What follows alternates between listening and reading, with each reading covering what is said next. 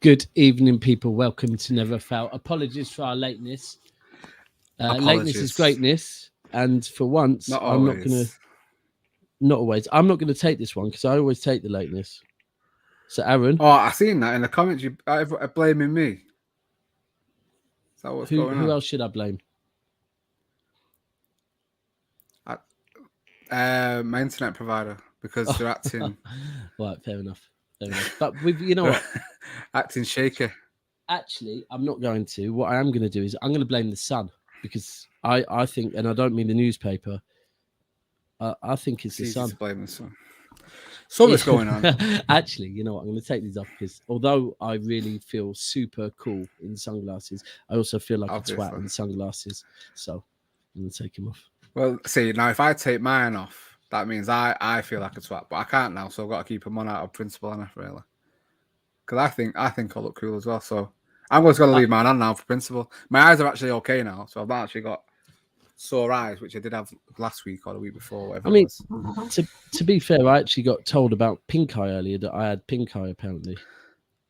Well, I didn't have pink eye. I had conjunctivitis. No, I had hay fever. Let me be very clear. I didn't have pink eye. I had hay fever. But anyway, welcome to Never Fail. Mate. It's Daps and Soups. And I heard it's Soups. My mum last night told me. No, sorry. Hold tight, Daps. Hold tight, double A.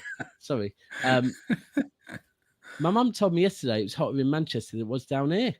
Mate, it was. I don't know if it was hotter than down there, but yesterday it was on a madness. Today it's been on a madness. I had to message Steve earlier and say, I hope you got that factor 30 on your head, bro, because. But the only good thing, and the only I have got 1800s aircon in my house, so I live in a big, like, well, not big, but it's a big stone cottage, like terrace house, semi-rural. Sorry, hold on. Is it a cottage or a terrace house? Well, no, I mean, well, it's like it looks like a cottage. It's like an old school, like cottagey looking. You sound like 1 minute I'm thinking you live in like so it's semi-rural in Staley Bridge. Next minute I think you live in Salford. So which one is it from? No, it's definitely not Salford. So it's near Staley Bridge. It's a place called Mosley. Very semi-rural. Okay, the house is freezing. Like walking from outside. I forgot before. I had to go outside. I forgot it was actually warm. That's how cool the house is. So big up the big stone terrace houses. Seeing us through this. It's so English, isn't it, that basically we want hot weather. Then the minute we get it. I've not complained. I will not complain. I love this kind of weather. I know a guy. I work with a guy from Ethiopia. Yeah. So you can probably imagine the heat that he's had to deal with. Yeah. Loves it over here. Loves the cold. Loves the rain. I'm like, mate, what are you? Absolutely not. Like, I've been living with this all my life, especially living in Manchester. Obviously, as you know, never more than 30 seconds from rain. I love this. Give me this every day of the week. Do you know what? I'm a seasons man. I couldn't live in a country that didn't have seasons. If it was just the same weather all year round, like through the summer when it gets too hot, I look forward to putting on a woolly hat, a puffer jacket, and being like. But then at the same time, I look forward to the summer. Then the minute it's the summer, I'm like, this is too hot.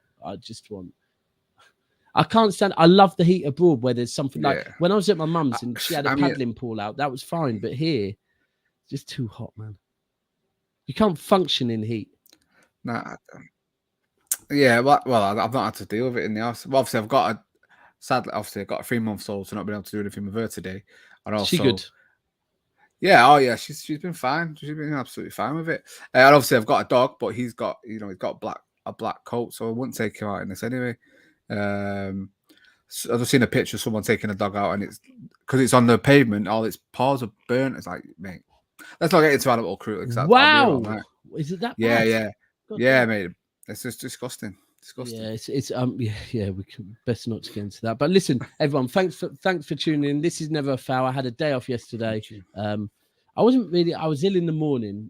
You know what it was? Yesterday evening, I had my daughter. I was at my mum's. I thought, I can't stream from here. I just want to spend some time, put my daughter to bed and whatever else and chill out. So that's what it was. I wasn't really that. I was unwell in the day, but I just thought I've been going. You need that time every day. Yeah, man. You've been going ham, you know. You've been going ham like 6 hours sometimes a day, mate. You need to chill out, mate. And yeah. It's good though. It's good. I enjoy it, and I enjoy all the comments. Otherwise, would you? Do you want to go through the comments real quick? There's a lot of comments from the beginning. Yeah. So thank you. So and, we'll start with the one of you blaming me, which is nice. You know, team effort. Oh no, that wasn't me. Teamwork.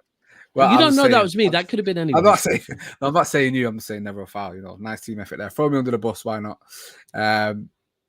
So if you don't know the premise of tonight's show, obviously this is a City United, a legacy United fan, legacy City fan. Chop it up for an hour or so, and we come a little concepts within the show. Last week it was it the top 5? No, it wasn't. It went on for longer than we thought. Yeah, combined 11. That got quite. Me and Daps, I can't ever imagine me and Daps arguing, and I'm not going to say we was going to argue on that show, but it was the closest we've ever come. If there's a moment there was ever going to be a bit of a disagreement, shall we say, it was definitely last week on that show. But it was I like that you. I like that you felt it because I felt it as well. Let's go with a bit of a concept. Where's he gone? Well, that's the United season done, ladies and gentlemen. Their season was here. They won 3 friendlies. And then just like that, their season's gone. People in the comments, can you let me know that you are still here and it isn't just Aaron? So let me know. The first comment I see to confirm that it isn't all of us and it is just Aaron that's gone. Or it could be me, to be fair. I could have gone. But until I see a comment, I'm now thinking it might be me. But I doubt it. My internet's elite. If you're watching this, please comment. Right. Double A dropped off the mic. Right, perfect. So let me get through the comments. Double A will be back. Once they find Marshall, Man United season will be back. Until then, it's me. Hi, guys. Welcome to Never a Foul. If you're in here, 17 of you already, please smash a like. As I say, Marshall's got injured and United's pre-season has failed. They won 3 games. They're back. But let's see. Where was he up to? Daniel with his usual TikTok. People smash the like button. Hold tight, Sid in the cut. Big up AA Cast Daps. Hold tight, Sid. People. Hold tight, Brina. Not hitting the like button until it starts. So I hope you have now hit it, Brina. Thank you for the support as always. Daniel, love always, Daniel. Daniel, you're becoming one of my favourite City fans. We have to meet up soon. Actually, any City fans watching this, I'm in Manchester from Friday morning. So if any of you are about in Manchester, please hit me up on Instagram and we can meet up, have a drink.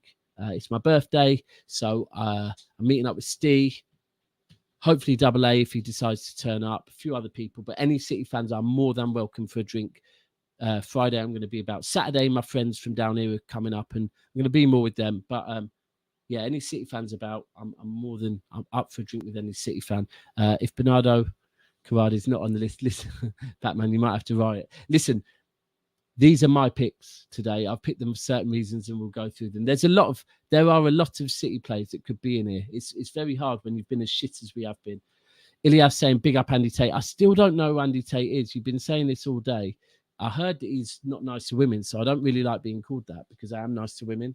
But if it's to do with me wearing shades earlier, that's perfectly fine. We can go with that. But if it's women, anything to do with women, I'm not on it. But hold tight, Ilyas. Love, bro. Jamie Pearson, big up, lads. Hold tight, Jamie. Yeah, this weather over here, Sid, is hot. Hold tight, Tammy. And Dan, oh, you live in Germany. Oh, well, you're definitely not meeting up this weekend. Whereabouts in Germany? Not that I know Germany mad amounts, but hold tight, you for living in Germany. Line up looking Chris. Yeah, my barber's sensational. Same barber as Soups, my ad as well. So right now, I'm going to be 100 with you. My hostess with the mostess is trying to find Marshall to get their season back on track. While he's not here, I can answer your questions. I'm also trying to promote and stuff as well. But you know what? Someone else can take over that. I'll go through the questions, and if Cass is about for the time being, then Cass might jump in. But I think he's on the stream. Any other United fan can jump in, to be honest.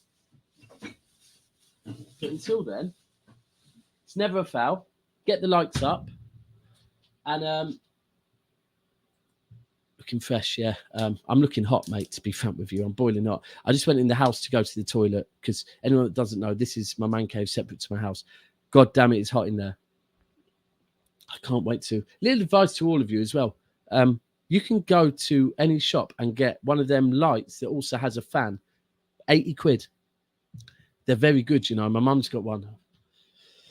I went and stayed with her yesterday. It's too hot in mine. Right, so Cologne, okay. Yeah, I mean, I've never been Germany, actually. Never been Germany. Need to go Germany. If we get someone in the Champions League this year, I will be going. I want to try and go to every single away game this year in the Champions League. Hit a like button, as always. Listen, there's 17 of you in here. Till Double A is back to start the concept of this show and talk about Manchester United. I can talk about City if you want, but give me some questions about City and I will answer them because obviously we haven't even played our first friendly of the season. We're over in America. Actually, has everyone seen the video now of that guy that's doing the rounds on Instagram and that who meets and greets everyone? Has everyone seen that? The guy outside the sensational. Bernardo Silva looks happy.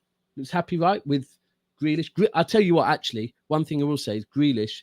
I think our friend might be back. Hello, sir. Apologies. I had to go and do a reset on our list. Ridiculous.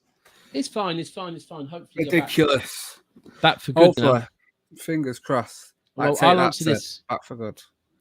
Hold tight, Thunderrod. Even if City sign Cucurella, do you think still need more left back cover with Zinchenko? I mean, this is irrelevant. It is relevant because we signed we're signing Cucurella as a Mendy replacement. With Cucurella going, yeah, it does leave us one short still, but we've got Cancelo that plays on the left and right. I don't think it's essential. I saw City Extra today talking about we could buy another guy. I can't remember his name now, but I don't think it's essential. I think people will play on that. People are starting to play on our squad size and whatever, but I don't worry too much.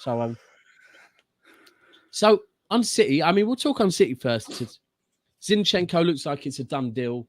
From what I've heard, he's off to Orlando, isn't he? He's off to Orlando for a medical, is he? Apparently. Yeah, so we're over there. We're more kind of round the Houston ways, I think it is. And they're over. To be fair, Houston to Orlando it's far in England terms, but it's not that far in America terms. So sort of going middle, south down to mid south to sort of south east. But I believe personal terms agreed, fees agreed. It's just a case of the medical. He's on the way over. The medical will be confirmed. And and you know what? We wish Zinchenko the best of luck. And we keep it moving, I guess, is what we could say. Do we replace him? Yeah. I mean, when people are asking about the players that City are letting go, I don't believe that our club would all of a sudden become a selling club unless it's kind of like these players are going because whether it be based on the length of their contract or their need, Pep doesn't feel and the board don't feel that we need them. So it's what it is. I don't think we can read too much into it. It's a good example is obviously, I don't want to say I'm a history fan or anything, but obviously the way Fergie used to work, he knew when teams had come to the end of their cycle. You know, a great example is when he let Kanchelskis, Hughes and Ince go in one summer. Obviously replaced summer. Yeah, replaced them obviously with a class of 92. When you're younger, you don't remember stuff like that, do you? Oh, I do, because I was gutted. I used to Paul Ince. I used to love Paul Ince before I obviously went to Liverpool. So, so obviously he got pelters for that, letting them three go in one summer. So, you know, I think Pep is very much in that same mold. Obviously, top class manager.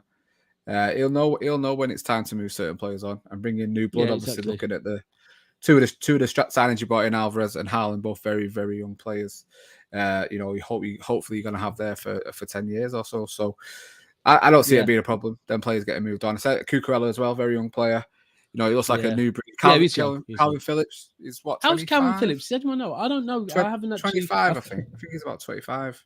I mean, we brought if you look at when we brought in Fernandinho, I think we brought in Fernandinho who was 27 or 28. So I think I've always, when I speak on Declan Rice, to be fair, one of the one of my main standout things with Declan Rice is playing that role at such a young age. That I think, and like that role, you only get better in the DM role with experience. You've even seen that with Rodri. Rodri's getting better. So we haven't played a game yet. We've got a game, I think, on is it Wednesday or Thursday? We've got a game later this week. Haaland's in training now. Yeah, it's just all. It seems quite interesting. We've only got 2 pre-season friendlies. Then we've got the Community Shield, and it just seems like it surprises me a little bit because I think maybe if we are going to start playing a different formation, maybe Pep would have wanted longer. But because of other reasons, COVID, Champions League, and other things, previous seasons, we've had short summers quite a few times. So it's what it is. I don't really read much into it. And it's funny when I look at this, I fly to Portugal this time next week. I will actually have landed in Portugal, and I only come back 4 days later. I was trying to come back for the Community Shield. I booked a flight back Saturday night to go Sunday. Then they moved it to Saturday. But But when you look at it, the Community Shield is like 9 or 10 days away. Not far at all. The season starts very, very quick, right? Very fast approach, you should say. Quick one as well, which will interest me, obviously being a kit collector. The new away shirt was released today. You seen that? What do you think of it? I like it. It's who had a kit similar to it though. I said something. It looked like someone. Yeah, I'm sure someone had a similar. I think it was several years ago. No. It was the stripes, the way the stripes are. I think. Oh, the way they curve. No, because obviously the diagonal out there. I think Palace's home shirt was similar last year, wasn't it? But it was obviously red Palace, and you know? Who makes red and blue. Well, it was Puma for the last few years, but they've gone to Macron now. So the last kit that you said looked like this was Puma. Yeah. Last season's one was Puma. Okay. A Puma kit. I mean, I like it. I like the red and black. It's my favourites, and I do like the way they've changed it with the curve. I'm not gonna lie, it looks sexy as shit with Haaland on the back. But it's nice. It's nice for you lot to admit that Manchester is red. So you know. Oh, Bo, don't do that. Come on. You already know that kit and that colour's been around for a long time. I know. Yeah, City in red and black. I think it's a good combination. Not gonna say I like it, but it's a good combination. Most def. So while we talk on kits, we'll probably say Cancelo as well, number 7. Oh mate, don't get me started. I'm a purist. I like defenders to have defenders numbers, midfielders and attackers to have attacking numbers or whatever. A fullback, yes, I get he's an attacking fullback. He's a wing back. Doesn't play like a fullback, but on FIFA or on stuff, he's going to be a defender. On Fantasy League, he's going to be a defender. A defender having number 7 goes against everything I stand for. So, yeah, but like I said to you today, he has got previous. Obviously, did it at Valencia. He also did it at Inter when he was there. So he's not surprising. I just don't like it. It's not for me. To be fair. Know what? I was. One of the obviously, so we've discussed this in a WhatsApp group earlier. One of the things I said was obviously about the fact that if we would have given the number 7 to, say we gave it to Foden, we know Foden's can say we gave it to Grealish, or say we gave it to Alvarez, or say we gave it to anyone that's going to play in a more advanced position, they're instantly going to be, their numbers will be compared to Sterling's numbers. Well, yeah. Yeah, I can understand that. So that was one thing I thought. This is when, as content creators, we start reading way too deep into everything. Then I thought 7. I usually put 7 on the left, and I've been saying that I feel Cancelo might switch to if we get Cucurella, I think Cancelo might switch to the right. Goes further up. No, I think he'll switch to the right and Walker will play less, and Cancelo will start to staple down the right side of his position. But again, this is me reading so much into it. I need to remember that Alexander Trent is number 66.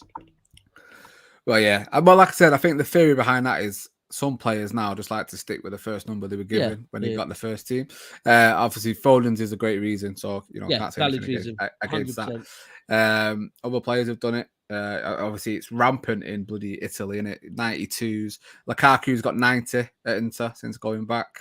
Has he? Which just stinks. I can't. Why has he got? What did he have before? So he had 9, but obviously Dzeko's got 9, so we can't have that. So he's took 90. So yeah, I don't. Hold on. I don't agree with that. Because I'm weird. I like that kind of stuff. Squad numbers should mean something. I like how they do it in the Liga, where your first team can only have 1 to 25, and then obviously youngsters can go outside of that. But so yeah, something you just said there. Go on. Something just said there as a City fan. We've got to love this.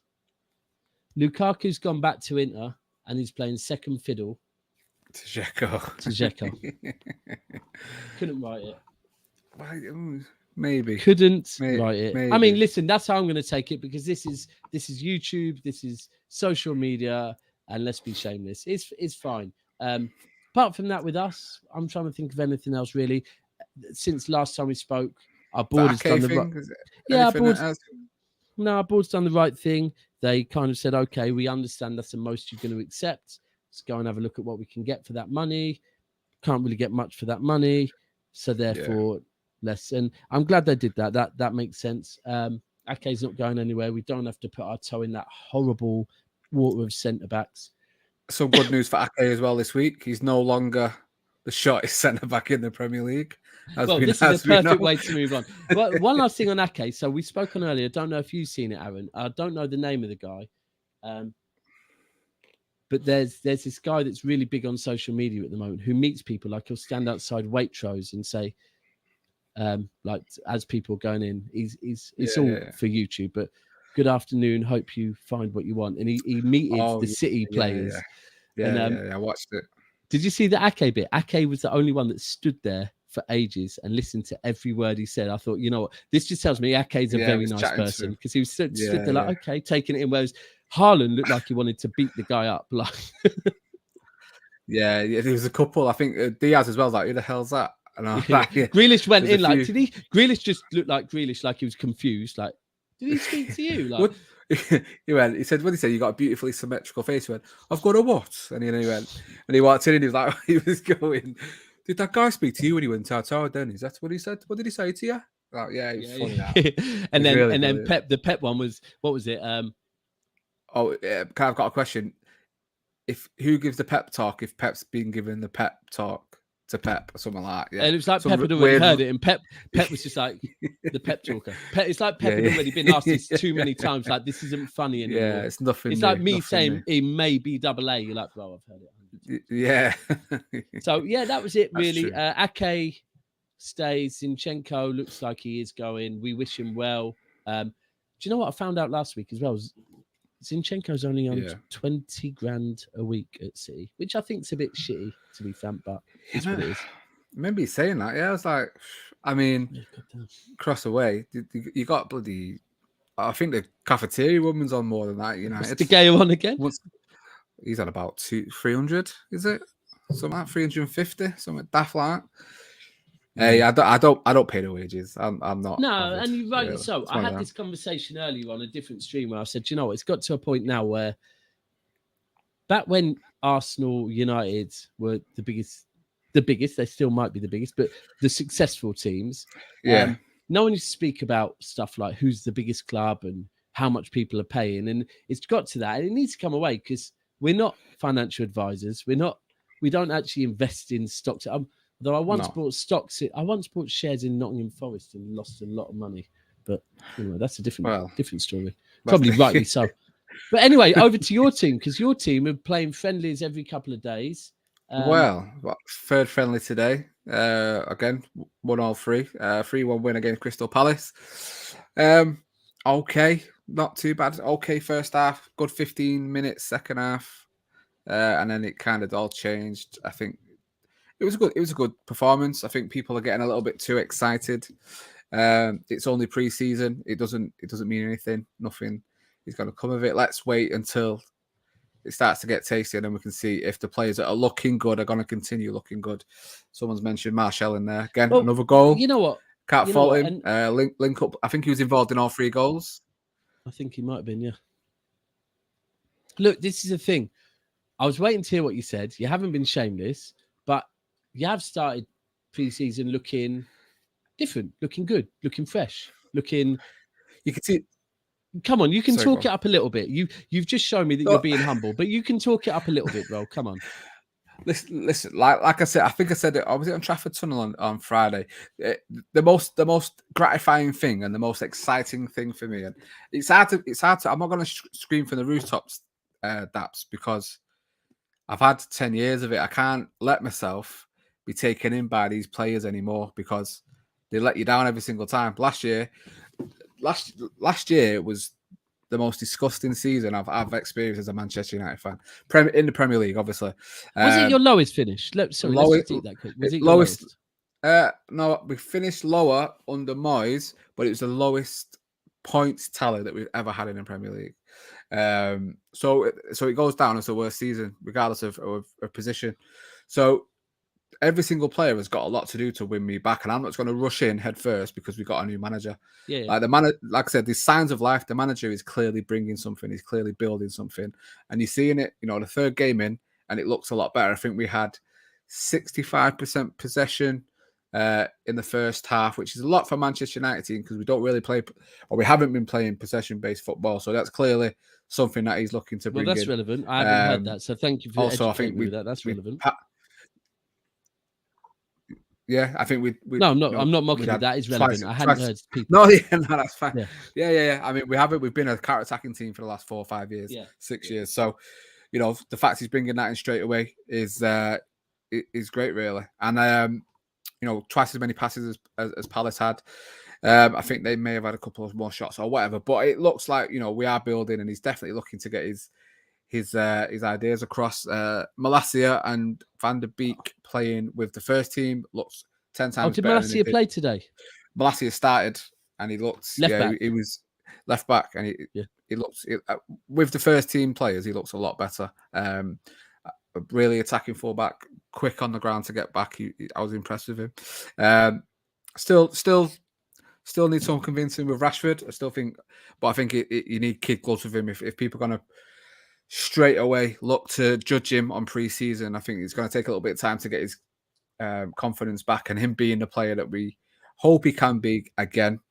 But Martial, I have to say, he's come on and he's took his chance. And like I say, he scored the first goal, was involved in a build-up play for the second, and obviously nice pass for Sancho's goal. You say that Palace B team, mate, but we beat Liverpool as well. So, and I said, I'm not saying we're going to win the league. I'm not saying we're going to win a trophy, which certain people... You're going to believe us.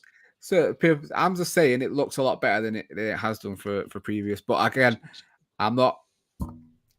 I can't get excited, and I can't start saying, yes, Martial FC, we're back, we're doing it, we're going in. I ain't going to do that because I'm not that type of person, and I need to be convinced. Charlie, could you let me know when it is, please? That's quite an interesting one. We could late, do that. Let me know when it is. Yeah, but it's America, isn't it? So, I mean, Barcelona have been dropping transfer news at 11 o'clock at night on a Friday.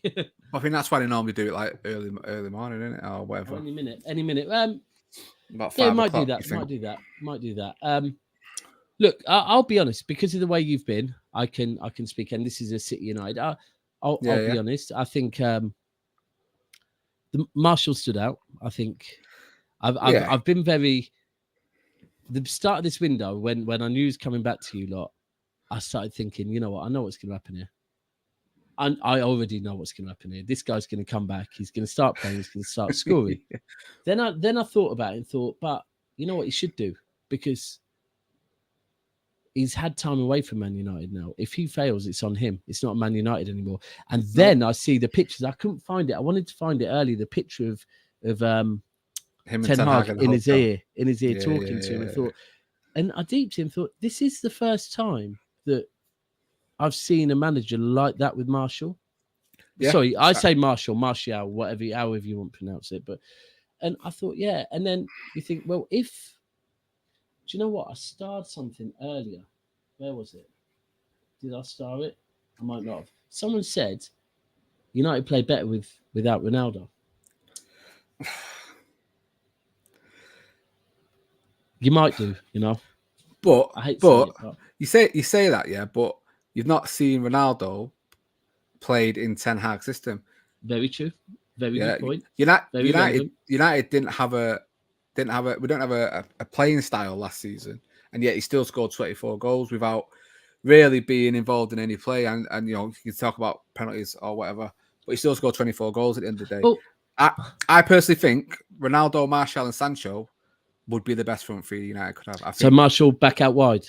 The technical ability of those two players with Ronaldo would for me would be great, and I think that would be United's best front three. So it's hard to say United played better without him because he's not played under Ten Hag yet. So I'd hold off on judgment on that. It very well be the case. I'm not sitting here saying I'm not United Ronaldo diehard and I'm going to stick by his side because for me all I want is United to play well. So I don't like Maguire. If Maguire is the best centre back for us, he's the best centre back for us. Did he play today? I mean, in terms of form, yeah, he was okay. He was all right. Do you know what? He was getting booed apparently, which I didn't hear. I had it on low, but where was your game? Where was your game? It was in Australia, Melbourne. But the thing with these types of things slightly is you've got a fan base over there. No disrespect to your Australian fan base, but if you imagine your Australian, because when I've spoke to Arsenal and Man United fan bases from abroad, and recently, as in the last couple of weeks, I have done on streams, they've kind of said to me that we can't do nothing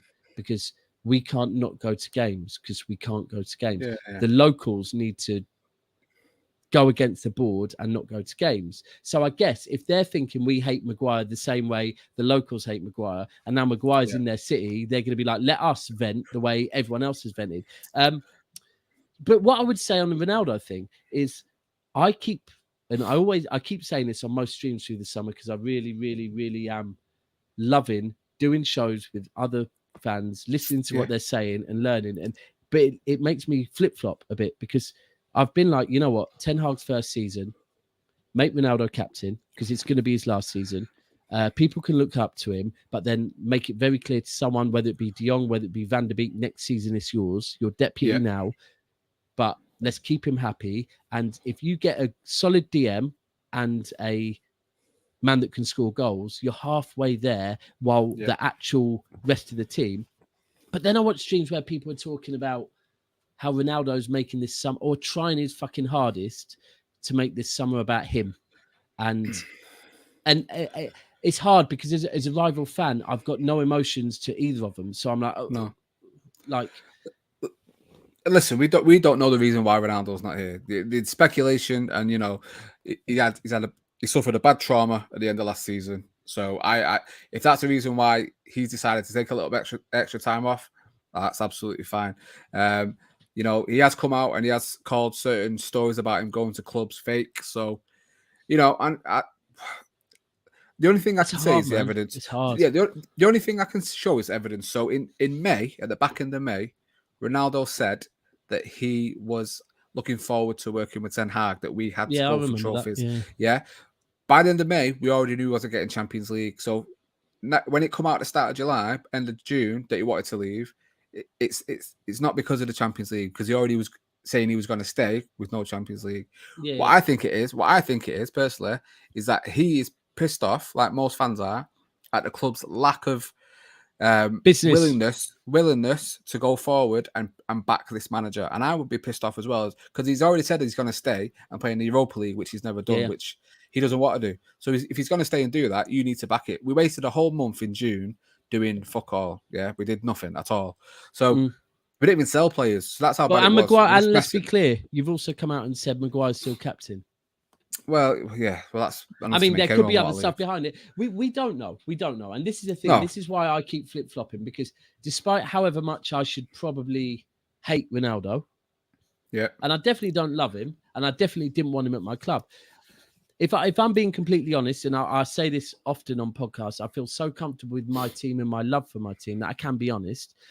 I do like that Messi is more talented naturally than Ronaldo. But I always like a story of a man that's fucking worked his balls off to do what, and I can always think that Ronaldo. It's hard because I never knew about the crap to do with apparently him saying he was a slave at United. I don't know if that's true or not. And all these things have come out. I don't know. I mean, it's and then I had one I think United fan telling me that might not have been a United fan. I don't want to do that to your fan base, but someone saying this summer, basically Ronaldo needs to decide: does he want to continue his legacy in the Champions League, or does he want money? If he wants to continue his legacy in the Champions League, he takes a massive pay drop and agrees to go to somewhere like Bayern. But Bayern have said they don't want him. And it's but then I'm a massive believer of, during this transfer window, agents do fucking everything. Mate, so, of course. Has Yaya actually ever said anything bad about City, or did his agent? Maybe he doesn't like birthday cake. Do you know what I mean? Maybe he doesn't like birthday cake. We just have to wait and see. It's one of them. I think he'll stay, because Ten Hag's coming out and said he's not for sale, and even talking about using the option for a further year with him. So, I mean, if that was the case, I don't think Ten Hag's the kind of person to come out and lie and say, I want to keep a player that's not going to be here beyond this season. So, I think he'll stay, and I think he'll have a place in the squad. If Martial continues to farm me on, he deserves to start the season, especially with Ronaldo having no preseason. So we'll see how it goes from there. But I think Ronaldo's just pissed off. Like, I'm not going to say he loves the club like us, because he clearly doesn't, because he loves Fergie. Let's be honest. He loves Fergie. That's the reason why he came. Yeah. That's the reason why he stayed that extra season. That's probably the reason why he came back. He just likes the fact that he's loved by United fans. That's probably what it is. I think there's probably relevance, even what Soup said, trying to secure what's happening there. You know what? Ronaldo's got so much to think about. The one thing I will say, because I actually commended Salah for playing in their first pre-season, because I've known, if we look at Ronaldo, for example, and I can talk about City tours where certain City players are allowed to not join up with the team, because it's like, we know what you bring, especially when you sign. So the fact that Ronaldo's not on your tour, I don't read anything into that whatsoever. Haaland's on our tour. We've just signed him. Of course, he's going to be on our tour. Next summer, will he? We don't know. So same with Ronaldo. Look, I can understand. Ronaldo don't need to prove what he brings to any team. So he don't need to be there. But yeah, it's interesting. Just quickly, so you said Martial. Any other standouts so far from what you've seen? So from today, or just in general? No, in general, across the 3 days. In general, obviously, Zidane, Iqbal has really impressed on the tour, taking his chance. We're giving it. Charlie Savage, another one, looks really, really good. Eric Bailly is now Manchester United's best midfield player. That's been pretty. He played in midfield? Proven. No, but he's in both the first 2 games. He's made marauding runs. And I think he assisted one of the goals. But he can do that, unlike Maguire. Yeah. This is what I mean. But none of the midfield 2 could do that in terms of McFred. So already he's Manchester United. Are you against Fred? Are you against Fred then? I like Fred. I think Fred is utilised wrong. A great name for a Brazilian. Manchester United. Well, yeah. Well, it's a new brand of Brazilians, isn't it? Fred, Anthony, Joe. They're all got Douglas Costa. They've all got weird names now, aren't they? So, but I like Fred, and I think Fred's a useful player. I'm interested to see how he could. I'm interested to see what happens with him under Ten Hag, because the fact that Pep wanted him, I'm thinking there must be something there. Just quickly, there was Bailly. I think this is as important as a season this is for Martial. I think with Bailly is as well, because Bailly's going to get probably worked harder than he's ever been worked in pre-season, and it could go either 2 ways. It could actually improve his fitness, or it could fuck him up. But it could improve his fitness, because he might actually be doing warm-up techniques that Ollie never taught him. No, I think United have had a really bad injury record for the last sort of 5-6 years, maybe 7 years, and it's hindered a lot of players. So and a young, I say young, he's 52, but a progressive actual coach. 52. Yeah. I can see him really putting. I think a lot of the players have said how intense it is, the training. So I think a lot of them are going to get pushed to the limit. So I'm excited. I'd love Eric Bailly to be a starting centre back for Manchester United. Obviously, Martinez coming in for the price he has come in for. He's obviously going to start. It's just. I mean, that's a big. It is a big price for someone his height. but whose fault? No, whose fault is it though? It's Manchester United's fault for waiting. They could have got him for what, 35-40 million at the start of June or in June. Decided to wait so long. They wanted him the whole time. Ajax, well, they wanted Timber, Timber got put off by that Van fell Gaal down on international duty, basically saying you don't think Timber. Yeah, he did. He didn't think Timber would start, so it jeopardised his place in the World Cup squad. So he got cold feet. So obviously Ten Hag's gone for Martinez, but it took us a month to get him in. So yeah, it's mad. It's mad. But I'm excited to see Martinez come in. I'm not bothered about the height. It's not a thing. Being on the shorter side myself, it's someone. How are you? 5'3", 5'4"? Excuse me. I'm a bit taller than that. I'm 5'4.5" now. I'm 5'6". So, I can look up to Martinez. I'm happy with that. So it's all good for me. Yeah, I mean,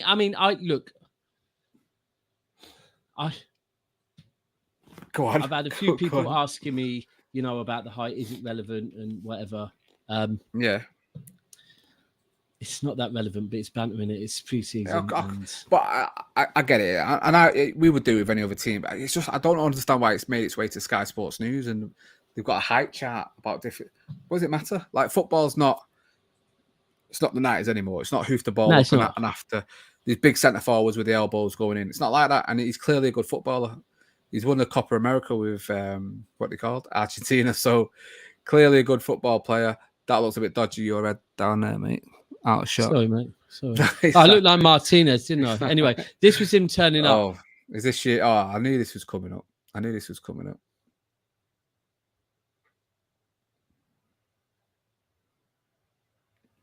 What a signing. And then he had his medical. Yeah, mate. I mean, look at him. He's working hard, man. Mate, look at the face. He's working hard. He's giving it. Anyway, yeah. No, I mean, I'll be honest with you. I do get it. It's funny. It's funny for me because you're still there. Yeah? I had one or two. I posted them, and all it is I am not creating any of these. Let me be very clear. I will not go and create, whether it be about. I even had a few Liverpool fans coming at me because I posted something of Van Dijk in the Champions League, right? Where he turned, like, it was a different angle. It's from someone in the crowd, and they posted a video of how Van Dijk defended the goal. So I literally just retweeted it saying, it's quite an interesting angle. And straight away, there's a few Liverpool fans coming at me about Diaz. And I'm like saying, look, Daps, I've seen you on streams. You usually talk sense, but this is nonsense. I said, like, you're going away and you're creating these. I said, I'm not creating anything. Someone's atted me. I find it quite funny. And the fact that you've actually risen to it is hilarious. Listen, that's what you want. Then they're saying Foden and comparing Foden's height to Martinez. I'm like, well, no. People say Martinez is short for a defender. Centre back, yeah. But let's be honest. He looks good. I think Zinchenko makes sense to Arsenal because he knows how to play in a system. He's played under Arteta before and he's got Premier League experience. With Martinez, he's played under Ten Hag before. He knows what Ten Hag wants. So both of them, they are what they are. Do you know what I won't have, though? I won't have Arsenal fans trying to give it to Martinez when the amount of comps I've seen from them buzzing over Martinez. I ain't having it. So any Arsenal fans need to... This is what I love. Do one, because it can't be having that. You can't be giving it all Martinez jokes when you lot were buzzing to have him. And certain content creators have been shown some receipts about it. So yeah, need to back up. Yeah, big up Steve. I seen that comment, and that's right. Cannavaro wasn't tall. But this is a thing, and I was, to be honest, although and anyone that sees this comment, Steve will banter Man United all day long, right? All day long, and Liverpool, and I will banter. But then at times we'll come out and we will show we're only bantering. We're bored. We're very bored. Yeah. It's the summer, and if we see something funny, we'll post it. That doesn't mean we actually think it. Look, I mean, look. But who's going to be your back two? Will it be? This is it. I don't know. So it looks like the last two games, Maguire's played right centre back. And all he's played left centre back the whole time he's been at United previous. So, it's looking like top. He might be a top right-sided centre back. Depends what you say by top. He might take. Van Dijk levels. Will I? I don't know. But, Varane, I worry for Varane because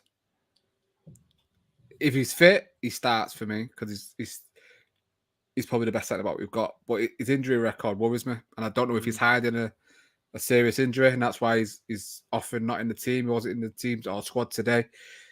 But if Ten Hag can get him fit, I would like it to be Varane and Martinez. I think they would work well.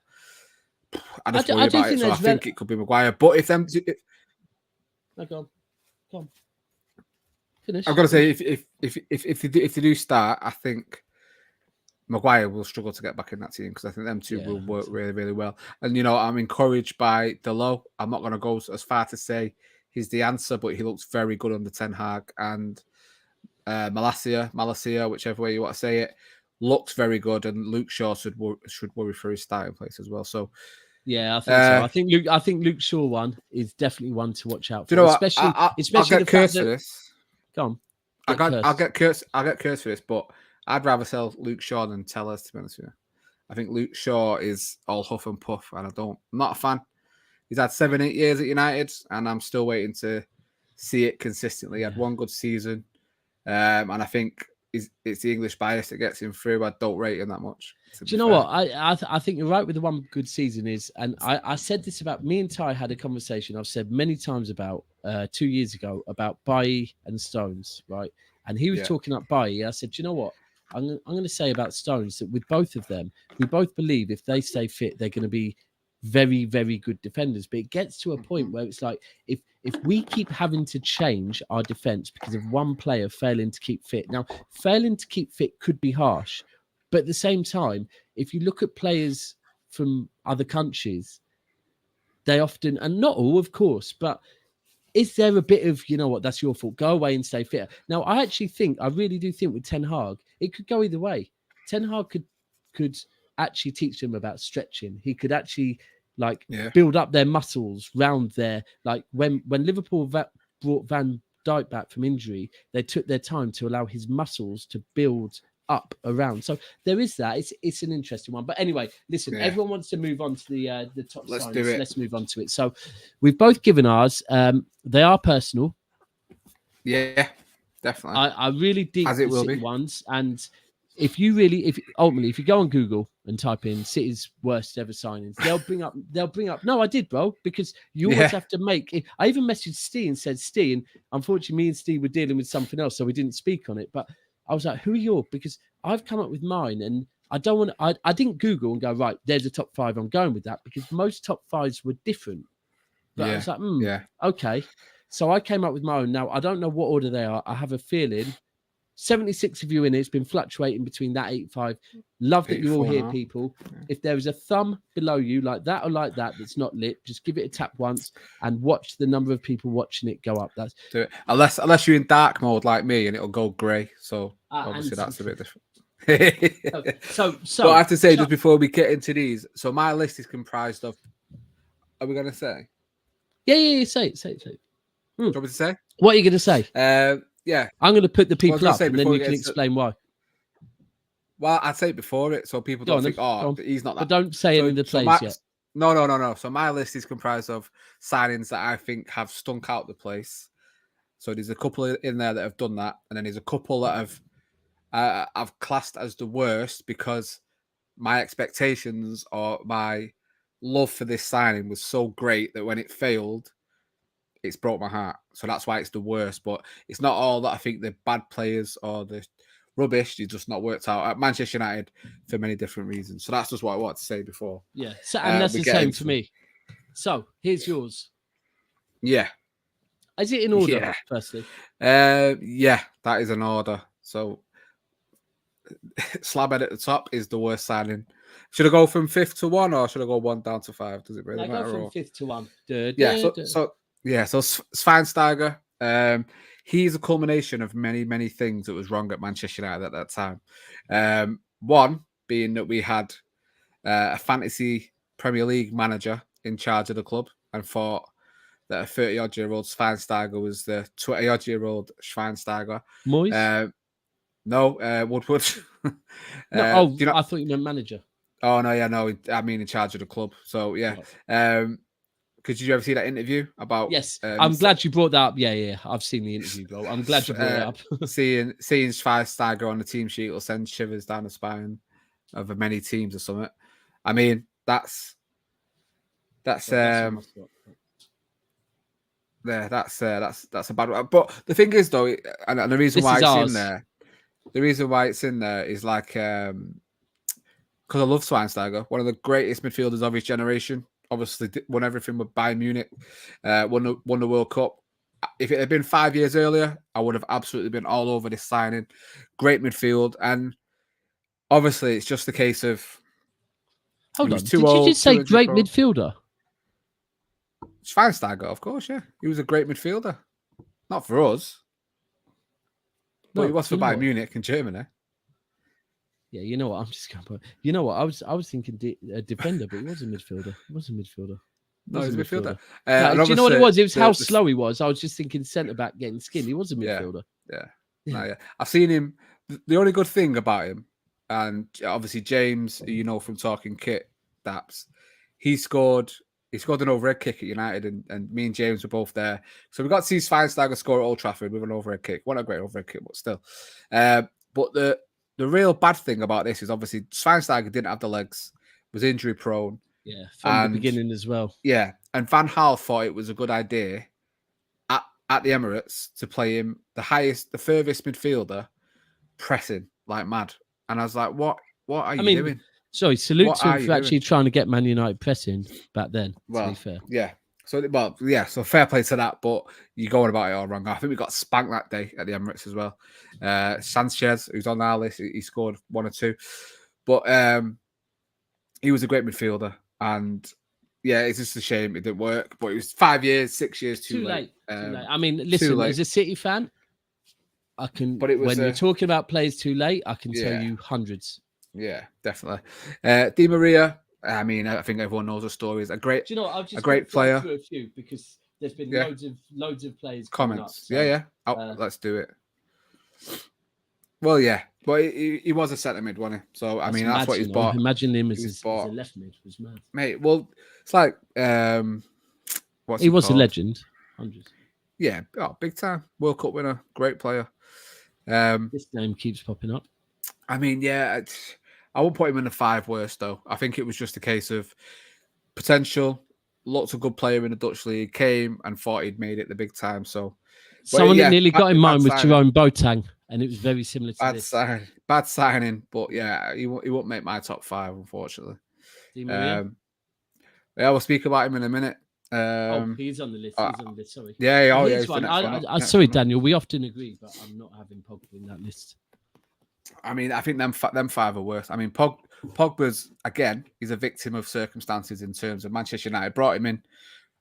You clearly tell, promise him the world. We will build that team around you, and they haven't. Have they? They've not backed it up. And yes, Pogba, you'd look at it as a failure, but I think he had moments. You know, he won a couple of trophies, and he added something to that team, and there was flashes of it. Whereas I think these 5, 100%, these 5, again, there's different reasons for why they're in there, but I think it's spot on. I couldn't put Pogba in there. No, I couldn't put Pogba in there. I mean, what about again under Fergie's last season? Was Phil Jones his best centre back? He's a bad signing, but when you say in terms of worst signings, like Phil Jones came into the club with no expectations because he was a young player, young centre back. And again, he started off well. Then the injuries have took its toll. He's a bad signing in the fact that he's a leech sucking on the club, doesn't want to lead, doesn't want to progress, doesn't want to play football, it seems. So, yeah, he's a bad signing. Terrible signing in the fact he's been there 10 years, 11 years. That's a really good point, you know. I've never seen it that way. It's a very good point. But I wouldn't put him as one of the 5 worst signings for me for Manchester United because he's had longevity. He has been there, although not played many games, but it's a really good point. I've never seen it that way. Never seen it that way. But for someone that ultimately, you know, you're not going to play and you're staying here just collecting your Oh, it's Do you not care about your career? Yeah, I've never seen it that way. He was your best centre back last season, to be fair. But anyway. Well, he played one game and it was the best centre back performance. Yeah. But then give the goal away. So, and I'm not gonna.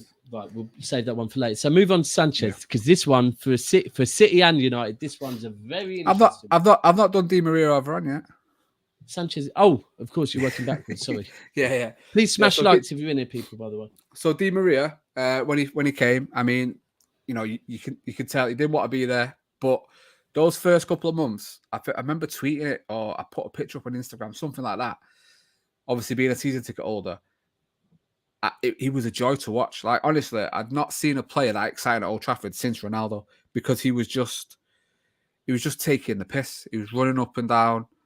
It was just a joy, and it was exciting because like I say, there's not been a player with that much buzz around him and hype around him for a very long time, regardless of how we got him or why he came. It's wingers, it's always wingers. Exactly, you know, there was that great chip against Leicester, and it looked like we'd finally got a player that was worthy to wear the number 7 for Manchester United.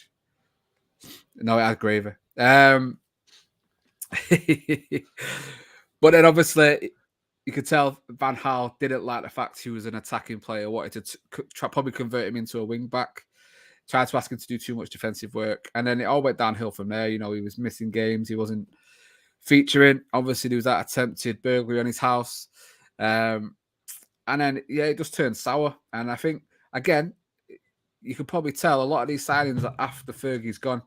It's a culmination of a badly run club, and he definitely should have stayed for me, because I think he was a great player, world-class player, but didn't want to be at United. Obviously went to PSG, and then what's happened. United fans hate him, and I can understand why, because he's talked back on Manchester, said it's a providence, it's a horrible city, he didn't like it. Yeah, he said some bad things about Manchester. Talk bad on Manchester. Best city in the world. Yeah, I'm telling you that, mate. So, yeah, you know, it's a bad signing, but it was an exciting signing at the time, and it's just quickly, people, do what Daniel said. Make sure you tap that like button. Yes, please. Now, you just said about him, about United signing. Was this guy a United signing? Oh, yes. A Fergie signing, sorry. Signed without Fergie ever watching him play. 7.5 million. Was homeless at the time. Oh, so you're not blaming Fergie. You found a way for Fergie to dodge the bullet. Well, no, it's Fergie's fault for not watching tapes on him. I mean, I watched one of his only appearances at Old Trafford against Wolves in the Carling Cup or the League Cup, whatever iteration of that it was at the time. But again, it's hard to say he's one of the worst signings, because he's not come in with a big reputation. All these players have come in with big reputations. Do you know what I mean? That's what I was when I was going through the City ones. I was trying to. I don't want to hit. There has to be several different reasons on a few different ones. Some of them, cool. We'll just go with how shit 100%. They were. But some have 100%. To be other things. Obertan. Oh my God, I remember this. Obertan. Again, he was one that. Yeah. Do you know what? He right. I thought he's not one of the worst signings, but he's involved in the worst transfer windows of Manchester United's history. So it was the summer after we sold Ronaldo, and we brought in Valencia, Michael Owen, and Obertan. That's what we spent the Ronaldo money on. Wow, Valencia came in when Michael Owen came in. Yeah, and Michael Owen was a free. So that tells you exactly. Yeah, someone's put Berbatov. I'm sorry. No. I'm sorry. Berbatov. I mean, you know what? You could take Berbatov because you stopped City from getting him, and that could have made Berbatov was class. Berbatov was class. He's not on that level. Yeah, again, not on that level. Should we go to number 3 and probably? Yeah, do you know what? Just quickly, this is a valid one when we talk about potential. Yeah. Again, you know, it's funny because who did we keep instead of him? I think we kept Johnny Evans and let him go. But I think Johnny Evans. No, not at all. And you know, he was a good signing. Good signing. He wasn't signing. Good player for us. But you know, you think of the potential PK. What PK went on to. He's a much better player than Johnny Evans. Do you know the one thing I'll say on PK is, isn't it funny that PK is now stopping you from getting De Jong? Well, he's not. Cause he's not. His club is. Yeah, he's like he dropped his wages. So anyway, fuck Barcelona. Yeah, well, mate. So on to number 3, and there's been a few comments on him that Varane has to be. I think it's to do with the price tag and the expectations, right? Well, I won't say the price tag, but it's So it's my number one in terms of how much it broke my heart, because let me tell you about this guy. Yeah, like I'd loved this guy well before he come to United, back in the Parma days, and he was just a. United didn't make these signings at the time. The early 2000s, United did not bring these players in at all. It was kids from the academy or the occasional player you didn't really know of, or who wasn't a massive world star. You didn't bring world stars in. He was probably one of the first ones who actually really did on that world stage. And, you know, there was talk, how does he fit in with, you know, Scholes and Keane? But it's like, United should have these options. You should have world-class players on the bench and off the bench. And I was so excited. I had his blue Asics boots I used to wear when I played football. Obviously, as you know, Daps, I support Brazil internationally, but yeah, I loved it. I loved him that much that I bought the Argentina shirt for the 2002 World Cup. Wow. I think it is relevant to say that Double A is a big world football fan as well. So I can see it. The Argentina Brazil thing, I get it, because that's been going on forever. But yeah, it is relevant. Yeah. I know. I can imagine a player like this, because he was. And where did he play? Because I always thought he was a winger, but he wasn't, was he? I always thought he was a winger just because he was a United. No, he was centre mid. Centre mid, yeah. Centre mid, yeah. And he had good moments. You know, he won the Premier League, and I think not just he, but he did. I mean, I've got one of them that's won loads of trophies but didn't win any. I get it. Yeah. You know, so it's just a shame that it didn't work. And you know, you think now him in that United team now would be. It would just be another level. Obviously, he went to Chelsea from us, didn't do anything there. Went over to Italy. Yeah. We sold it to Chelsea. Got him the same season that they got Joe Cole, I think. And it pissed me off because they give Joe Cole number 10 and him number 20. I was like, nah, what are you doing, man? Joe Cole. 10. But I'm not getting into numbers again. Let's not do that. Joe Cole was a baller as well. Oh yeah, big time. So I'll tell you something. Obviously, he played until he was like 41. He went back over to where did he go to? He went back over to Argentina, played for Estudiantes up until he was like 41. But I did go and see him. He came over to Soccer Aid a couple of years ago. It's when I got my Cantona shirt signed, and he played for the rest of the world team. And he was just pinging balls. It was unbelievable. Him and Yap Stam could still play today. Like they were just you just don't lose that talent and that class. And he was just head and shoulders above everyone else. And yeah, it's a shame. He's the one that breaks my heart the most, because I loved him as a player. And what could have been at United. But that's an interesting one, because if you're going on that, I could throw a few extra City players in there based on what they could have. But yeah, and then all right, on to the next one, which is a very interesting one. I mean, if we're honest, he was supposed to come to the blue side of Manchester. He'd convinced Pep for almost half the season that he wanted to win stuff and be part of this City, and then he got offered more money. We pulled out.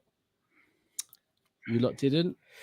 It was just a disaster from start to finish. You know what I mean? It's like, yeah. I mean, I wish we did pull out, and do you know what I mean, and walk away. But the piano, the fact what happened? I was just thinking piano in my head. What happened with the piano? Remind me. It was like an announcement video, wasn't it? It was a piano in the centre of Old Trafford or something, and he was playing some stupid. Can he play the piano or something? I think he could a little bit. I'm not too sure, but yeah, it was just a disaster. I remember his first game was against someone Yeovil in the FA Cup, I think it was, and it was just terrible. Game, barely did anything. The only thing of note that he did, and I was there to watch it, was the semi-final of the FA Cup, and he scored the first goal in a 2-1 win. I think we 1-0 down, and he scored the equaliser header.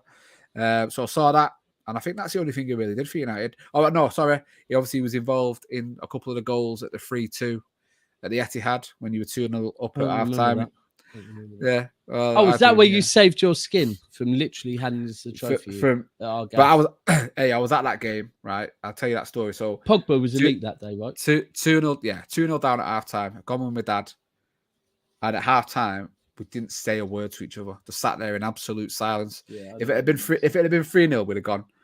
And then obviously you hear the stories that apparently you weren't going to let United. You weren't going to let United fans leave. No, I think it was Smalling and 2 Pogba goals, wasn't it? No. But I believe it was someone like Carrick. It was someone in the dressing room that turned around. It wasn't your manager. Turned around in the dressing room and said, "We are not handing Manchester City the trophy today." Whatever. And then Pogba came out, and to be fair, that was it. I mean, is what it is. It's kind of like you saved your face that day. To be fair, had them stories that you had the T-shirts, you had the fireworks, you was gonna lock United fans in and make them watch speeches and all that. And you heard those stories, not us. I'm just saying that they're the rumours I've heard. So it's one of them. And he was should have been in that 10. Game. That's a different game. Let's not talk about that. So I mean, it was just a stinker, wasn't it? It was just two moments was good that day. To be fair, Pogba he was. To be fair to him, but it was just a disaster. We got linked to him, and you think, if he's the Sanchez that was at Arsenal, I'll happy take him. But he was never that, and it was just. He didn't want to be there. You could tell that he'd walked into something he wasn't ready for, and he regretted his decision. We probably regretted bringing him, and obviously he went off to Inter Milan on loan, and then we finally got rid of him. But terrible signing. And again, like I said to you, like apart from Varane, all of these signings are an indictment of how bad Manchester United are run. That's all I can say. I think that was a signing that really showed me Pep's thing about, because he actually did it. He did a very similar thing with Van Dijk, that we wanted Van Dijk, and we were heavily rumoured to be buying Van Dijk, to the point where Van Dijk's Southampton teammates for Secret Santa bought him a City top. So if you ever see a picture of Van Dijk wearing a City top, people, that's why. And I'll be honest, that's not because he supports City. It's because he was like, it was banter. I'm going. Right? Yeah, I'm going. But basically, he came out and said, "I want to play under Klopp," and Pep goes, "Cool. We look elsewhere." Of course. And I think it was the Sanchez one that made me realise that if a player is flip-flopping about where he goes based on wages, you don't want him at your club. And I've said that about Rafinha this summer, that the way he's flip-flopped about where he's going, does he really know? Is he going for money? Is he going for the club? Is he going to win stuff? What is it? Like, I think why I think that is with Rafinha. Definitely wanted to go to Barca. That was his first choice. Well, he wanted to go to Liverpool, I think, actually. No, I think for Barca the last 2 years. For the last 2 years, I think Barca was number one, mate, because how quick he was waiting for that one, and I think it's a case of because Liverpool bought Diaz. Because Liverpool bought Diaz for the last year and a half. He's been flirting with Liverpool. If I'm being completely honest. Well, yeah, but I think this summer especially. Obviously, Barca, he's probably in limbo with Barca. I don't know what's going to happen. Can he even afford me? With obviously the money worries that they're in. So Arsenal have come in. He's thinking, well, it's European football at least. Spend a year or two here, probably move on to a bigger club. Yeah. But then obviously Chelsea have come in, and it's like, well, I'm not going to play in Europa League if I can play in the Champions League. I'll go to Chelsea. Probably going to fight for the league and a couple of trophies. Why not?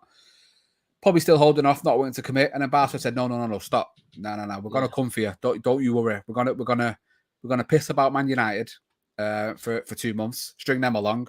Oh, but you're coming to Barca, mate. Don't you worry about it. But when you arrive at Barca, we're not going to register for you. Yeah. Look, I don't know. It's just, for me, it kind of was the one that I understand why Pep is, if you don't want to play, and it's relevant because Bernardo Silva this summer, I think there's some conversations, and it's like you have elite players. Like, I think if Ronaldo stays at you lot, he'll probably put a shift in. Yeah. But anyway, and then we move on. But Sanchez, the funniest thing is every now and again when I see he's still at Inter, right? I believe they're gonna terminate his contract though. Right, he's still there. Towards the end of last season, I turned the game on and saw Sanchez. I was like, he's still there. Yeah. Won the league with him. One of them won it. It's funny. A lot of United fans now leaving and winning trophies. Yeah. I remember one. I'll always remember a debate on the way back from Mexico with Mario and Chris. Chris, who used to run Never a Foul, Mario, who used to run the Arsenal channel. And the season that Hazard won player of the season, Chelsea won the league. And they were adamant that Sanchez should have won it, but because Chelsea won the league, and he was good, wasn't he? Because he came from great. Playing second fiddle at Barca, came to Arsenal and was not really really. He was. No, he played. To be fair, he just wasn't. He played a lot. I remember us getting we got linked to him before that World Cup, and he was at Udinese. We was linked with him quite a lot, and obviously he chose Barca, and he was. I think did he win them the league one year in the last day of the season? I think he was a great player for Barca, and then obviously he went to Arsenal. Wide right. Yeah, he played wide right. Yeah, and he was in that front three, and he was a great player for them in their peak times. To be fair. Yeah. I mean, Messi and I think David Villa, he played really well with him. But really then we move on to the best, simply the best, better than all the rest. The best, the worst of the best, or the best of the worst, as you can say it. I can't put Rashford down because he's not a signing. So, Eric, unfortunately, mate, he's come from the youth player. It's not United's five worst players, unfortunately. Maguire. So, let's. I'm not going to sit here and start slagging him off in terms of do it, man. How he's that I am in certain ways, but this is not about his ability or anything like that. It's not. I'm not here sitting there for this. The reason why it's the worst signing, I think, in Manchester United history, is for a few reasons. So, first off, £80 million. Yeah, £80 million is what we paid for him. Yeah, he's barely a £50 million player on his best day. Yes, he had a good World Cup. Yes, he played well in that team, but he's facilitated to play well in that team. And international football is very, very different to club football, as we found with him playing. So £80 million player. He's 4 relegations on his record, 1 playoff win. Never won anything. Never been a captain before. Never been a leader anywhere else. I think his best moment for Leicester was scoring an equalising goal against Manchester United, a game again I was at. Leaning on the fence.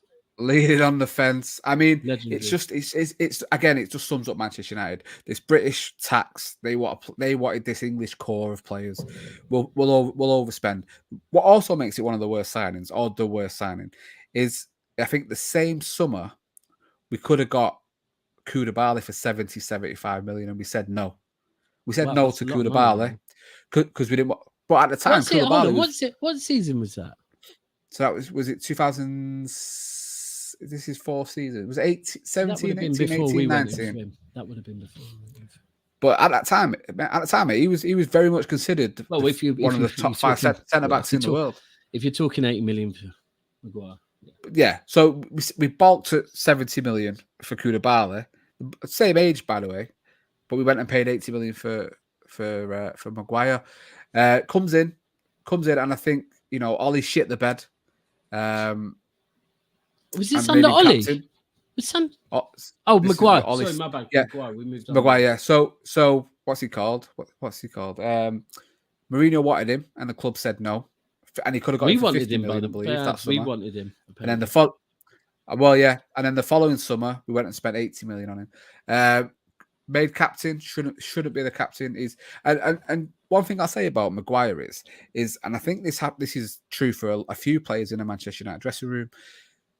They don't have the mentality to be at a big club like Manchester United. They are mid-level players because the mentality, they can't handle it. That's why you're seeing these leaks, the dressing room, the cliques and all this, because they can't handle it. They can't handle the pressure. That's why he's liking posts about Ronaldo having to take wage cuts. He's this biting and, him coming out in interviews saying, well, I must be good because I've been picked to be managers.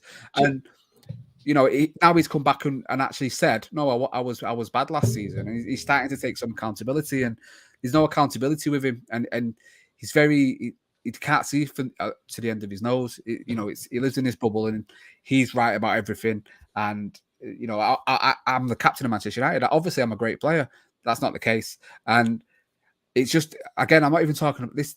I'm not even talking about his playing ability, and this is what I'm talking about. Him being the worst signing. Do you know what? Because it's everything around him. This comment from Brina McPhillips is very relevant because it was a period where there was Fred, there was Sanchez, there was Maguire, and one of my biggest things is mentality, right, and reasons. So if a player joins a club for the wrong reason, Arsenal have got it off of me where I'm saying people are joining Arsenal because they're a London club, fashionable. Now I think, and this is why I stick up for Arteta, because I think he's changing that, right? And I always say to Arsenal fans, the one thing you should credit him on is that he's now your club are buying players for the right reason. Again, if I look at Ten Hag, if you lot got Champions League football, and I saw Ten Hag going in for, I don't know, someone that is commercially amazing because you've got Champions League football. Neymar. Neymar. Oh, yeah, exactly. Someone like that. I'd be like, no. What you need to see is this not getting Champions League could be a blessing because he doesn't have the board pushing him to do that. He can come in and say, no, we're going to get players that aren't commercially great.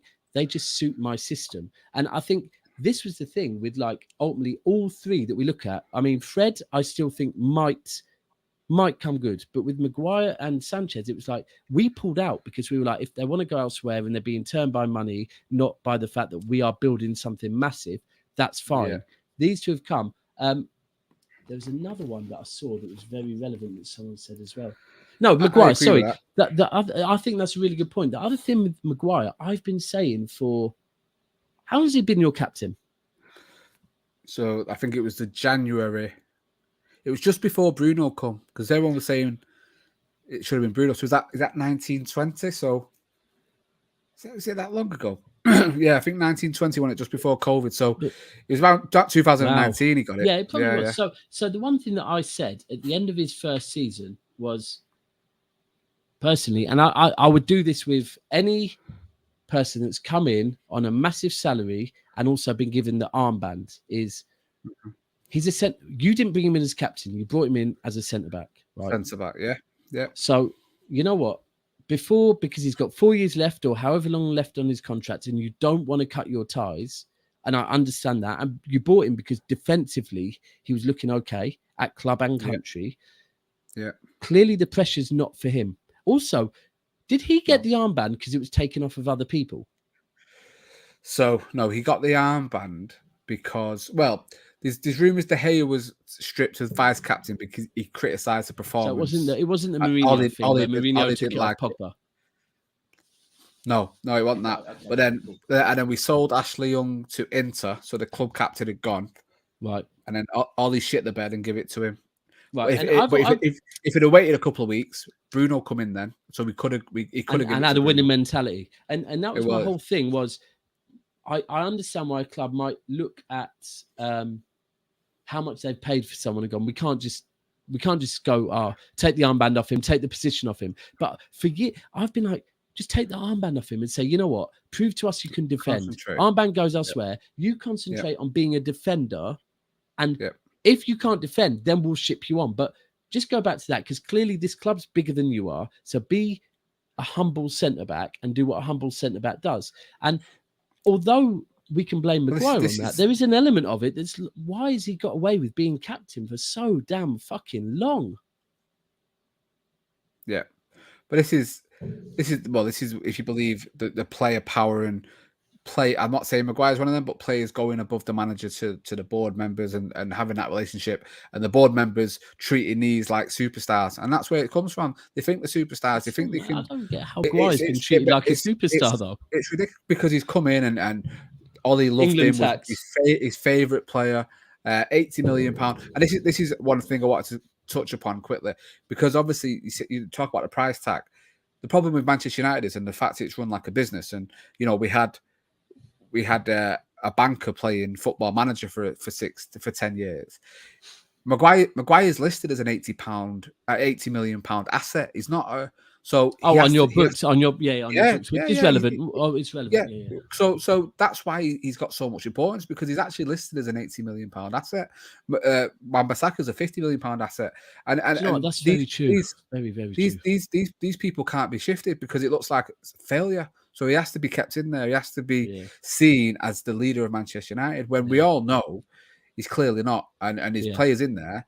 There's players in there that have come in, multiple Champions League winners, World Cup winners have come in, and he's shit himself when they've come in because he can't lead them. Because why would not even talk about Ronaldo, but why would Varane listening to him? Like, no. There's so many people in there. Yeah. I've always said that I can imagine multiple players in your dressing room that are professionals that actually sit there pulling faces, but think, you know what, I'm not going to say nothing. And because they don't say nothing, that's probably why it's carried on. And there's English people, but just for people that don't know, I totally respect what you said about how much is listed as an asset, because I always talk on that these are businesses, and businesses list everything as an asset with a book value that drops every year. And so it's very relevant. Now, there's one thing I have to say, and the reason why I'm going to play it is because there was one thing that Maguire did that, for me as a owner of a channel, a content creator, Maguire helped to bring me like a partner in crime. Maguire helped me bring my co-host in most things I do, which is Cass. He really did. Hoof the ball rather than trying to slide it. You get me? And second of all, Harry Maguire. Is there filter in this, by the way, like language filter? It's okay. Go on. Maguire's a pussy, innit? He's a dickhead. Can't even back his boy, fam. Dickhead. I don't even think Man United even rate him. He needs to duck out, man. About his. I see comments on Twitter, saying, I'm not even joking, that if it was your bosses, you're going to come out and say it's a mistake. Bro, you're 80 million prize defender, not saying nothing. You're a pussy. If he actually sees you're a dickhead. I don't like the guy. You know what? Bun him. I'm onto him. Forget Lindelof. Maguire's dead. He's, dead captain. Dead. And you know what, See these referees. I see something in Australia. I think it's...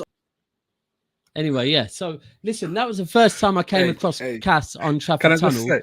And I was like, this guy's entertaining. That was probably one of the first times that we kind of, with a clip, that was a long time ago, went viral. And from that point, I was like, I love this guy. And I do love Cass. Cass is my guy. He pushes me to levels that I don't think I can reach. So I love Cass. I love his honesty. I love his approach to everything. I love the guy. I've got so much time for him. What I love most out of that, is how he went from, excuse me, is there a language filter? And as soon as Ty went, no, he went, he's a fucking pastio, bruv. He switched from Cambridge to Clapham in so quick, mate. Unbelievable. That was amazing. Honestly, and I think that night, you can tell how that night. That was obviously Trafford Tunnel. For people that don't know, Trafford Tunnel is part of Never Foul. That night, I came out, and Trafford Tunnel isn't me, although it's part of Never Foul, and I kind of watch it, support it, then switch it off. That night, I came out here, and when the stream ended, Cass and Mark, I think, spoke for about an hour, because I was like, this guy's energy is contagious. And from then, me and Cass would just hit it off. But he's passionate, man. It's funny because, although you lot see him on Never a Foul, anyone that's a United fan will see him. That was what he was back then. That is what he was back then. Mad. He's a different person now. He is a different person now. But this is the thing, right? If anyone ever knew the conversations between me and Cass off air, is deep down, Cass just loves Manchester United on a different level, and I just want him. I want all his energy into Never a Foul. Yeah, man. But he's like, he loves Man United so much, and that is it. He was so pissed off at Harry Maguire that day, and from that point, it was like, I think he probably made me realise how shit fucking Harry Maguire was. How Maguire is, he is. Anyway. He is. Right, let's get onto yours. Onto mine. Now I can go through mine a lot quicker. We'll start at number 5, and this is the point where City fans assemble. I know you've got. Let me just go through the City lot real quick. He's made some. I think we've bought so many players under our last 3 managers. I mean, no, I'll go 4 or 5 because Ericsson made some absolute stinkers. Ericsson actually got handed 3 Thai players to run with under our previous owners. That's mad. That's mad. Yeah, I only found that out earlier. We'll move on to that. He's up there. Okay. He's up there. Scott Carson. Scott Carson. I'm sorry. Scott Carson basically keeps Edison happy. So come on, man. With that. Yeah, Owen come Maguire on, man. For both of us was a good one because if we added up the amount of games season. For who, you or us? He had one good season for us. When we won the Champions League, he was unreal. Like I can't say it, and I'd let him shag my wife. So it's one of them, innit? That's a chant. Oh, Owen Hargreaves, you're the love of my life. Oh, Owen Hargreaves, I'd let you shag my wife. Oh, that's all it is. Okay, I mean that must be a Man United thing. Too. It is. Well, yeah, it is. If you want curly hair, worship Curly Watts, bro. I've got curly hair, to be fair. But he's a. You got nowhere. So it's that. Yeah. Yeah, Owen Hargreaves, man. I mean, that's relevant to one of the people I've picked. My favorite bit about Hargreaves was that when he left us to go to you, and he slagged off our medical team, and then went to you and then spent all the time on the medical table, on the old treatment table. I'm sorry. He's a player that, because I didn't, especially back then, I didn't watch. I didn't watch German football. All this, Owen Hargreaves a baller. I'm like, I've never seen it. I've seen an injured player, but he was spoken very highly. He was one of the early English players to dip off to Germany and do it. Yeah. Well, he was born in Canada, the one, but his mum was from Bolton, and he moved over to Germany. But that's why he could play for England. Yeah, but yeah, someone said it there. He was born in Calgary, but his mum was from Bolton, so one of them. Bean is on smoke tonight. Listen, if we're going to talk, you know what? We could Ryan Giggsy, you're the love of my life. Oh, Ryan Giggs. I probably did, You know what? Brianna. There's so many chances. I mean, I could go with the posh spice is a slapper. Oh, I heard Harry Beaver. And when she's shagging Beckham, she thinks of Nicky Weaver. Nicky Weaver. Yeah, okay. That chant's brilliant. That's one of my favourite City ones because it gets everyone involved. But anyway, So with mine, Mangala. What do I need to say on the poor man? I think Mangala actually came in, and do you know what? Mangala's first couple of games, he actually looked really good. Yeah, and from Valencia. No, we got him from, wasn't it? I believe. Was it Valencia? Yeah, Portuguese. Was it from? No, I swear it's from Spain. Portugal. I swear it's from Portugal. I know he played Valencia. Did he go to Valencia after you, or someone in the comments will confirm? I'm sure, and if I'm wrong, I'm wrong. But I could swear. I thought it was Valencia you got him from, but no, Nolito. You know what? Nolito wasn't that expensive. You have to put things into perspective for how much Nolito was. Yeah, it wasn't that bad. He actually scored goals when he first arrived. He then just decided. The one thing with him is he actually sagged off Manchester, and that's one thing we can't be having is when these players slag off Manchester. Like, yeah, but Nolito's one that legacy-wise, everyone tells us we should put Nolito in there. But when you actually deep it, there's a lot worse. And they're not in my list because some of my list is based on me personally. Mangala, can someone confirm? I could swear Mangala came from Porto. And that's why El Padrino's put it in there, Porto. Yeah. Yeah, thank you. Fair play. That's what made me worried when we were, 2 seasons ago, when we were in for Koulibaly. Then we switched to Koundé. And then I watched Koundé not pocket fully, but have a very good game against Bayern for Seville. And I was like, I want this Koundé guy. And then the day after, I saw Bravo's a shout, but his second season was slightly better. Then I saw we were linked with Diaz from a Portuguese team. I was like, I'm not ready for another Portuguese centre-back. I'll be honest, because of Mangala. I felt for Mangala because it was a confidence thing. He started well, then had a couple of bad games. And from that point, it was like, this guy's a confidence player.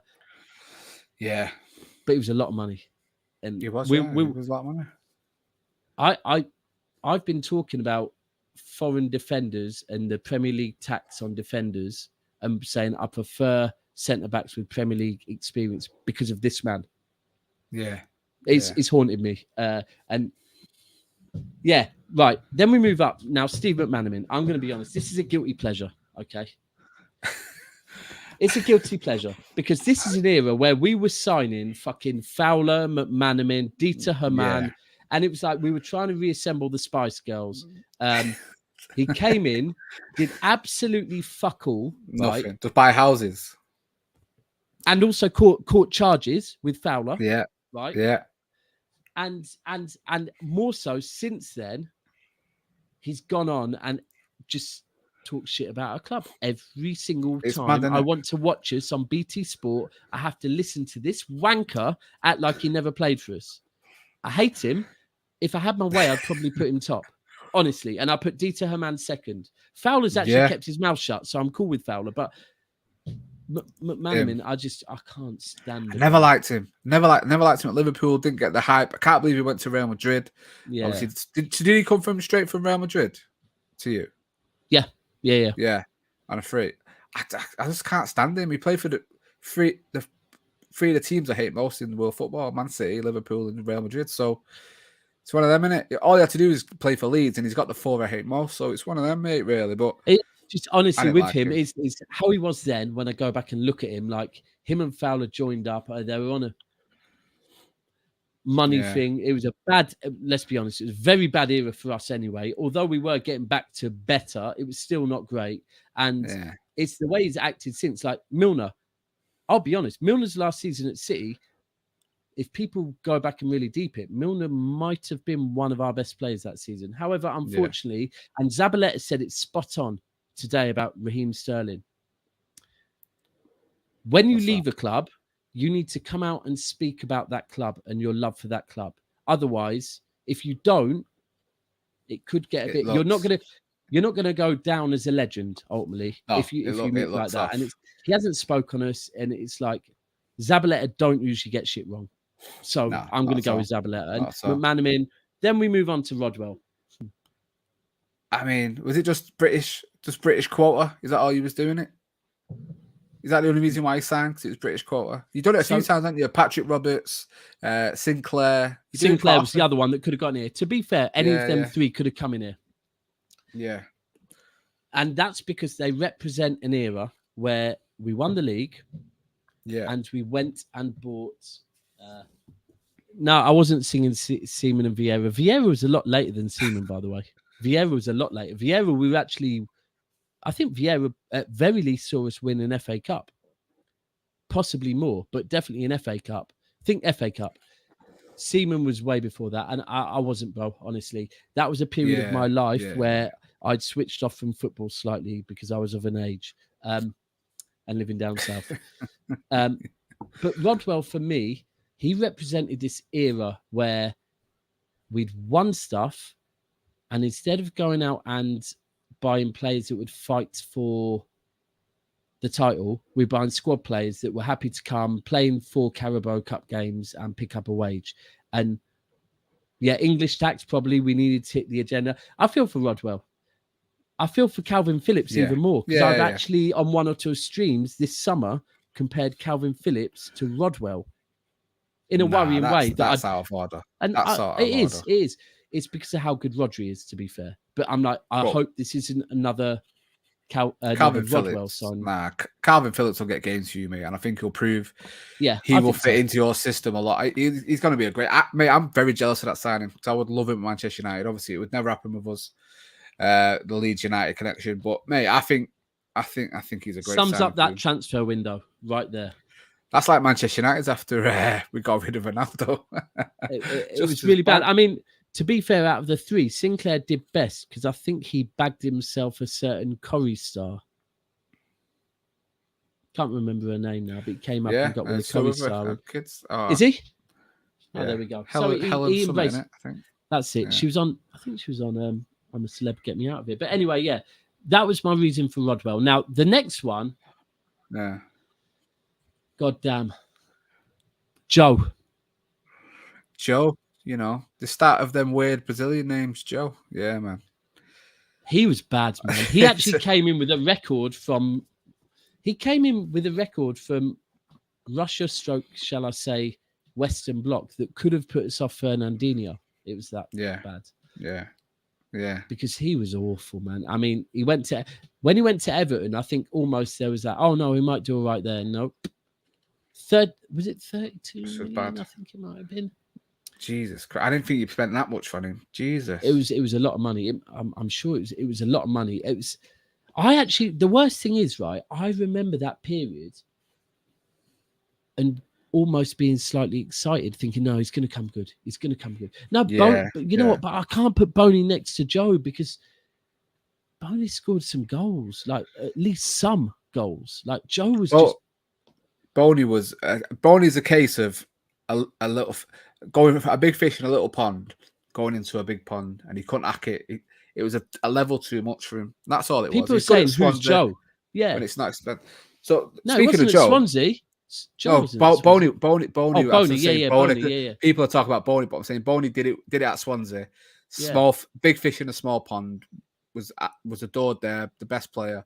Comes to a team where he's a bit part player or a squad player, can't get that jump, and it's obviously he gets found out because he can't do it at that level. It was even there when Robinho was there as well, and it still didn't help him. That's mad. Last thing I heard of Joe was, I don't know if he's still there, but he was playing for the Brazilian team that I like, Corinthians. He was there last season for them, I think.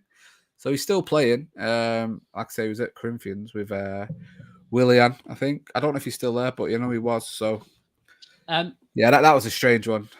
This one was around the same time, and yes, it could have been up there. You know what? I'll be honest. There's so many City signings that could be up there. Do you know what it was like? Navas had a period, because Navas and Negredo came in. Navas had a period. He's not comparable to these. Rocky Santa Cruz we paid a lot of fucking money for him. Mark Hughes did, and he was just injured the whole time. Yeah. It's one of them. You're hoping you're getting that player that it was obviously done it at Bayern, had that good season at Blackburn. You're hoping he's going to come and do it for you, but do you know what it's like that period of time for you? It was like you was like in the dark in a shop, just picking up random products from a shop, hoping that you were getting the good chocolate bar when really you're picking up bloody penny sweets. Do you know what I mean? It's just like get anything in the bag. You know what it was? Let's be honest. If we look at City since we've had money, because obviously we had the money under Ericsson, but that was the Thai money, which was fake money. That actually puts more in debt, to be frank. Yeah. Because I always say the best thing that obviously, rest in peace, my dad. My dad lived in Thailand, and he told me about Sinatra. He was like, the guy is corrupt. He's never getting this money he's telling your club he's got. It's been, they're holding it. They've froze his accounts. He's never getting it. But he's taking out loans based on one day. The only good thing, I believe, is he owed the Abu Dhabi lot money. So I think he was just like, oh, you can have this if you give me. So they came in and paid off all the debt, bought the ground, bought all the infrastructure around it. The one thing I'll say is he actually did bring in Vincent Kompany and Zabaleta, which is probably relevant to our history, to be fair. Kicks it all off. But yeah, the last one for me, and it's obvious. You know what? I could have put Adam Johnson in there, but you know what? Adam Johnson, despite his fuckeries off pitch, he did have some moments. So But Mendy, you know what? Anyone that brings shame on my club, I'm not down for. I believe he's actually bus case. Apparently, I couldn't give a shit. That's probably down to our laws. Probably. Let's move away from that. We signed him on a 5 or 6 year contract. Big reputation coming from that Monaco team. You know, him and Bernardo Silva, Fabinho, all them there. Yeah, and the biggest thing is if we move away from everything off field and say, you know what, even if he was innocent, whatever. I think after 3 years of injuries, we were like, we're done with him. Unreliable.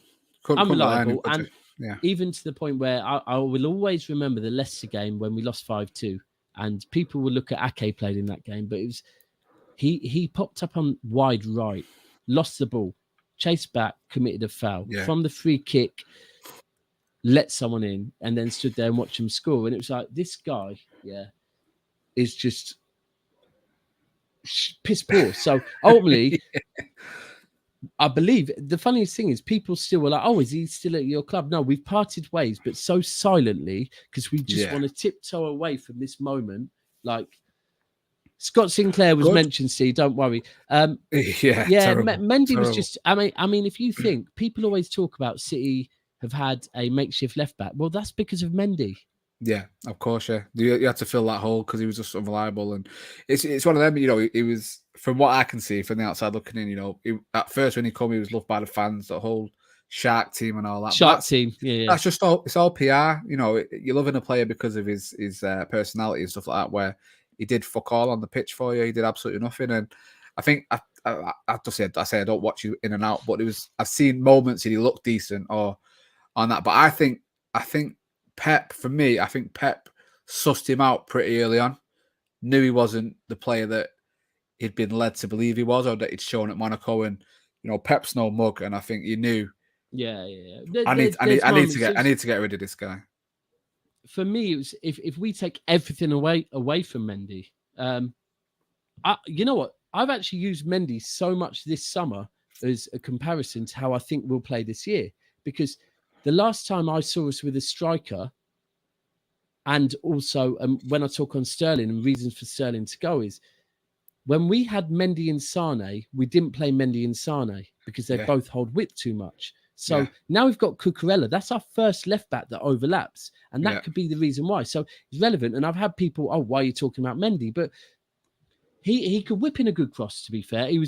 He could put in a great ball to the front post. But it's a period where, like I said, anyone that brings shame on my club, I'm not really interested in them. And will he play football again? I don't know. I hope not. I hope not. There's one across the road with us. I hope he never plays football ever again. So, absolutely. I know exactly how that is, mate, and I fully back what you're saying. That's the exact same. The other one that I have to give a shout out to is George Weah. Oh no, come on, man. I mean, just for him to put a City shirt on at that period in time, 2001. I mean, you'd never think in your wildest dreams George Weah played for your club. Just the fact of. But we had Schmeichel, we had Fowler, we had the amount of. Yeah, but George Weah, man, come on. He's the president of Libya. Have some respect. There's some people say, just quick, this one, because this one's listed a lot. No way. Just for that celebration against Arsenal, he's a legend. Do you know what I mean? Listen, do you know what I mean? To when Arsenal thought they were still good, to run, slide, and then throw every single object and still miss him, right?